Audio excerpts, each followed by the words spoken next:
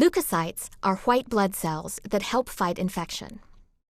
At sites of injury, infection, or inflammation, cytokines are released and stimulate endothelial cells that line adjacent blood vessels.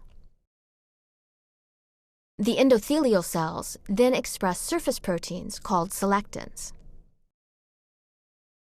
Selectins bind to carbohydrates displayed on the membrane of the leukocytes, causing them to stick to the walls of the blood vessels.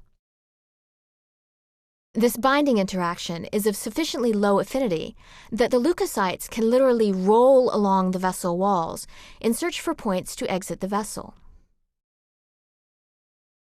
There, they adhere tightly and squeeze between endothelial cells without disrupting the vessel walls, then crawl out of the blood vessel into the adjacent connective tissue. Here, leukocyte rolling is observed directly in an anesthetized mouse. The up and down movement of the frame is due to the mouse's breathing.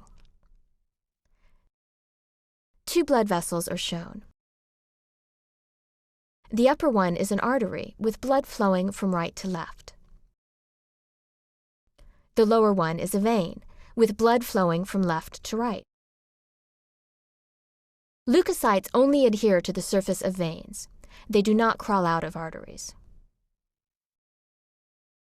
Some leukocytes are firmly attached and are in the process of crawling through the vessel walls, whereas others have already left the vessel and are seen in the surrounding connective tissue.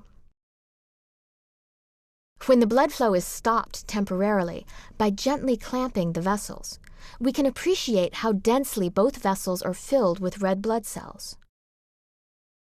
Red blood cells do not interact with the vessel walls and move so fast under normal flow that we cannot see them.